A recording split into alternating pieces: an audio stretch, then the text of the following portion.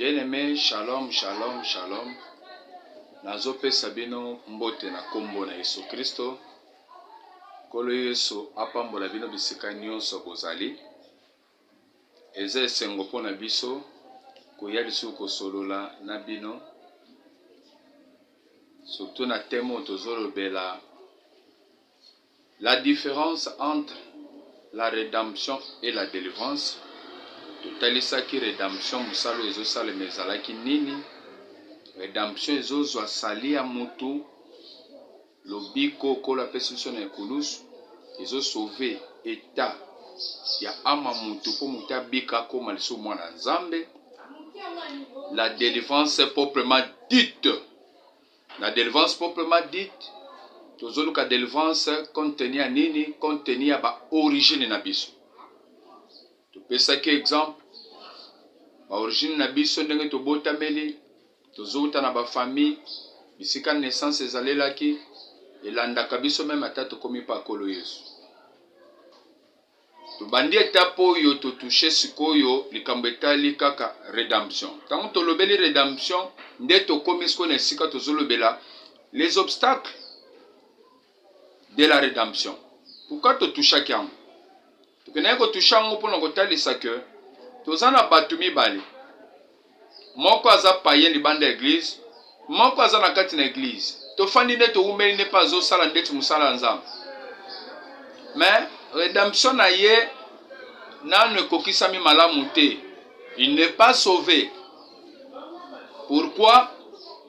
Par rapport ya biloko ebele oyo tobandi kotalisa oyo tozokende koloba sur les obstacles de la rédemption. C'est-à-dire à partir ya bamakambo oyo ekoki kocha obstacle ya lobiko obika te. Bandeko ebele batuni mwamba mituna na kote basuyir ndenge tomekaki kotalisa.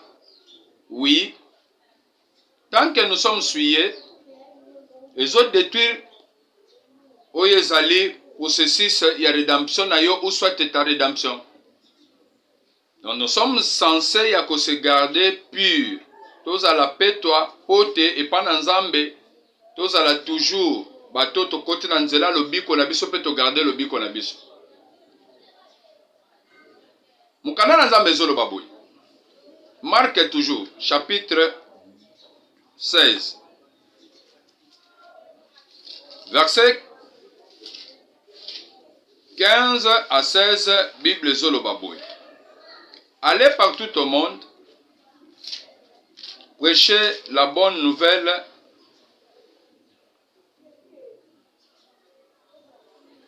à toute la création.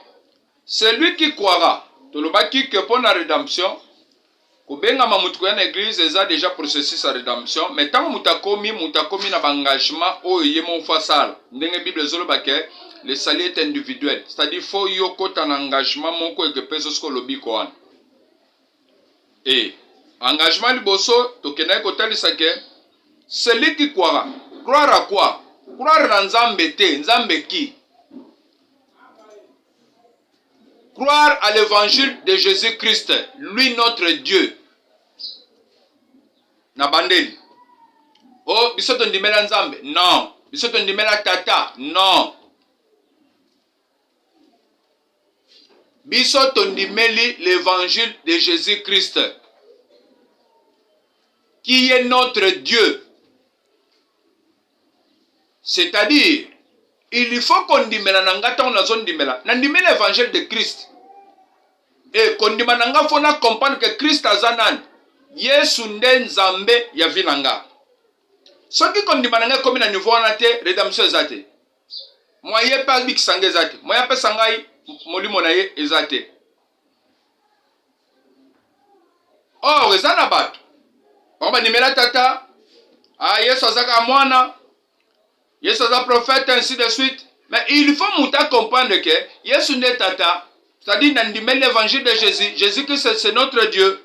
Foi nange comme na niveau na po pesanga lobiko. Non, apôtre Paul a na Actes des Apôtres chapitre 2 verset 36e azoloba, il faut que Israël mobimbe comprendre lelo pendi mango ndenge yo ndimakate mais Israël faut ndi mango biso lokwa toza Israël spirituel nde photo ndi mango que Jésus Christ nde nzambe yende mopakola mina nzambe o nzamba sopi mafuta nyonso kati na ye soki muta komi na kati ya kondima ya lolengo wana nde mutazozwa lobiko nde kola kondima siko akende kopesa yo pe molimo na ye me ntango tobandi na eloko ya liboso ya kondimela eke na ndimeli na niveau wana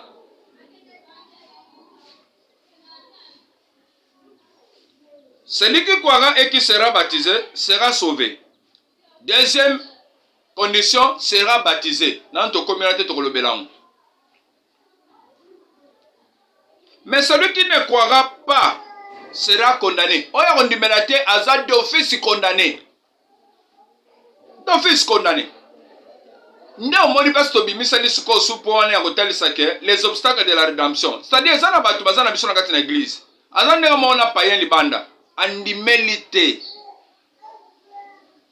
Azana église, mais zana makambo ezo pekisa ye lobiko sur le plan doctrinal. Lanzolo ba bien sur le plan doctrinal. O ezo sa na biso penza ke toza bana nzambe. Andimelite. Ne place toye ko bimisa sikoyo verset oyo. Ya Tite. Tite chapitre 1er. Verset 15 à 16. Mukana nzambe zolobani. Tout est pur pour ceux qui sont purs. Nyonso za petwa pona ba o baza petwa. Mais rien n'est pur pour ceux qui sont souillés et incrédules. Leur intelligence et leur conscience sont souillées. Ils font profession de connaître Dieu, mais ils le réunissent par leurs œuvres, étant abominables. C'est-à-dire, que c'est l'abomination. Ce qui est l'abomination, okokuta, mwana nzambe, azobala libala famille, a remplacé yaya na ye, oyambongo akufi azumonsa yaya na ye. Ce sont des souillures, ce sont des abominations. Nde place toke ko bimisa conscience na bango za suye za mabe kaka na makanisa mabe to bimisi ba abomination totalisi sikoyo to toucher intimité ya bato o même babali na moment na bango intimité makambo basalaka na kati ya 4 mire na bango eza makambo oyo bana nzambe bakosala te oyo eza autorisé te nalobaki bien par pudeur tant nazote ya boye bandimi ya liboso o nazana bango liboso nanga eza mwasi nanga na bana nanga ya liboso azana 11 ans donc bango baotala nga bango mpe mutu bazosala mosala kutu ya ofilme ngai donc makamusufa nazala mwa likolo yo ndo zo comprendre c'est-à-dire na kata ba intimité à 4000 bazo procéder na makambo eza contre nature et batalo nengo balobi pona bango baza condamné pona kufa. Et batunyo so baza impur, baza souillé. Lobiko zate pona bango, bako hériter royaume de Sété. Nda moni mutaza ko se présenter à l'église, mais vous êtes souillé. To toucher ba bijoux, to toucher ba biloko ebele. Vous êtes souillé, to toucher ba billema. Nyonso mate eza na kata chaîne na biso. To toucher même ba billema. Vous êtes souillé. Et tant que vous resterez souillé, okozana contact na nzambe mo santute po bibe solo baba ba nyonso baza ko s'approcher na nzambe il faut ba mibuli sape bazala ba santu komi longola na mabe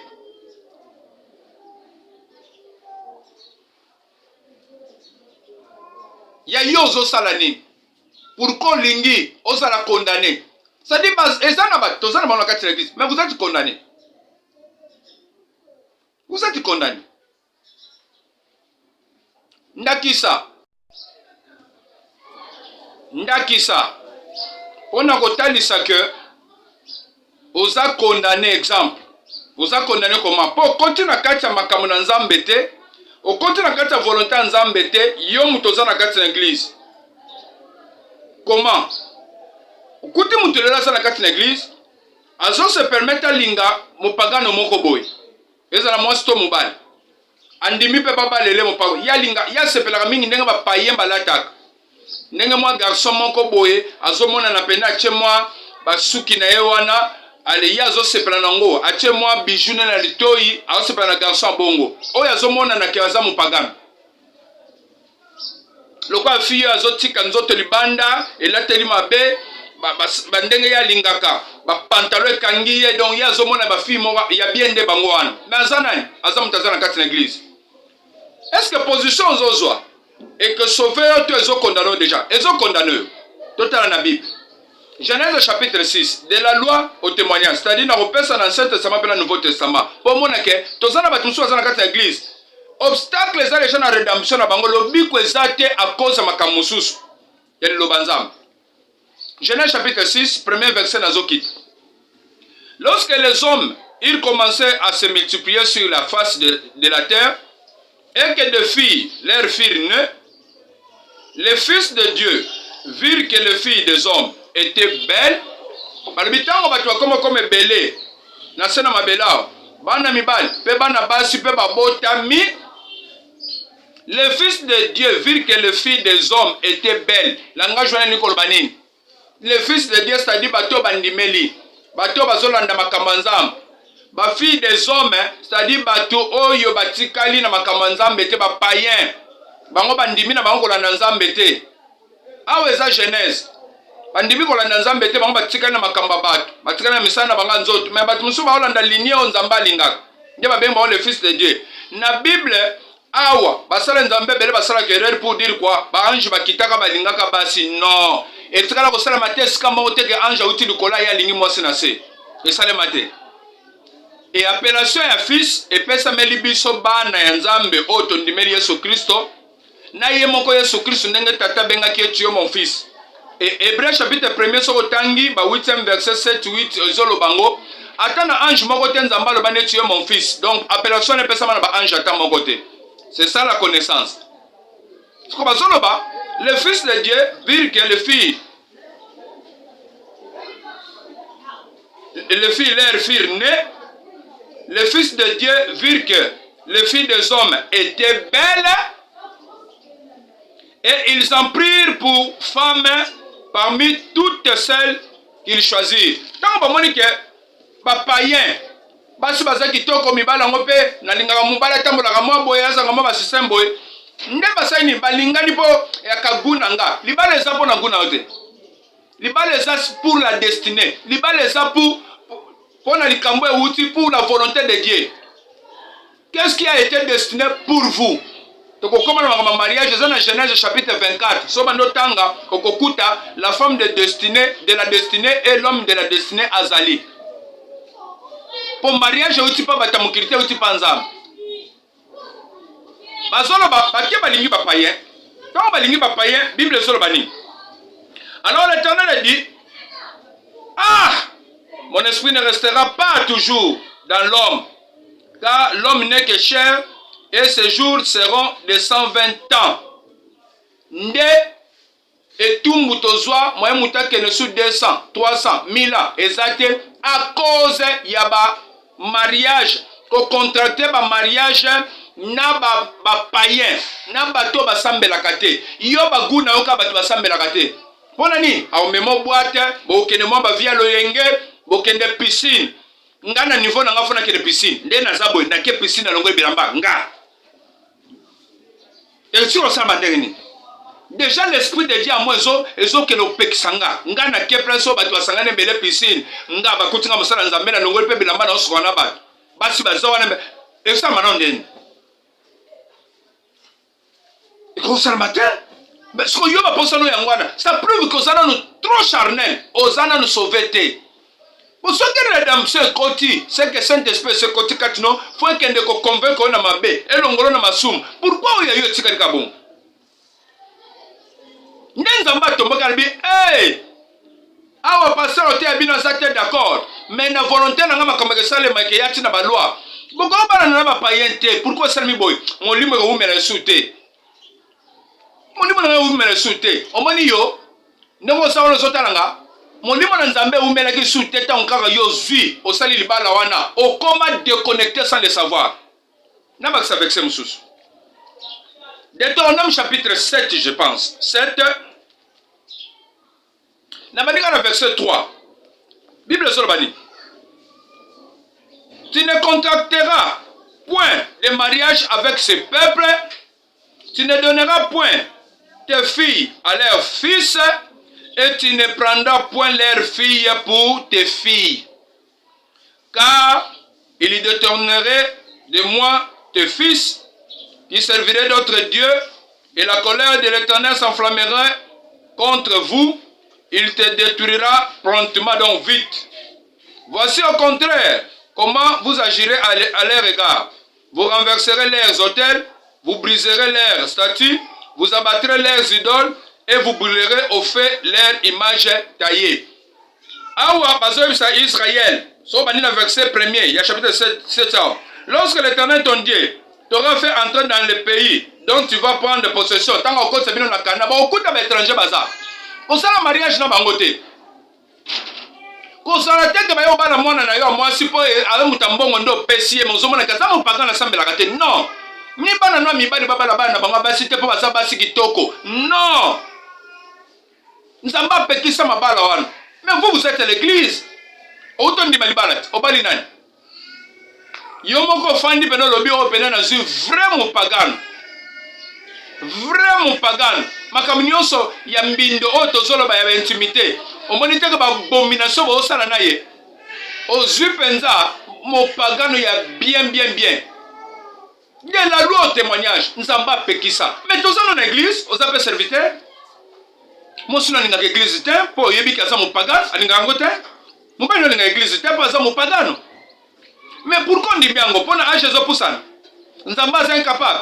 On dit non, on teki fina yo. On dit non, on teki libella suye. Si on kendo, on a nzambe te. N'appelle ça Nouveau Testament au succès la wana. 1 Corinthiens chapitre 7. 1 Corinthiens chapitre 7. Bible Zolobani. 1 Corinthiens chapitre 7. Ancien Touti, tu es le Nouveau Testament. Verset 39e. Une femme est liée aussi longtemps que son mari est vivant. Mais si le mari meurt, elle est libre de se marier à qui elle veut, seulement que ce soit dans le Seigneur.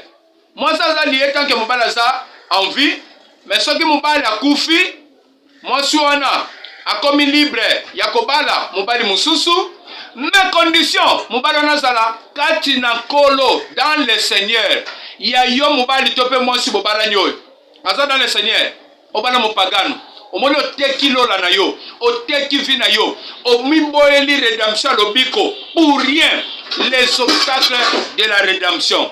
Kola pambola bino bisika bozali, tokutani prochainement, na koyeko toucher makambo etali, ya ba divorce. Merci beaucoup, ciao.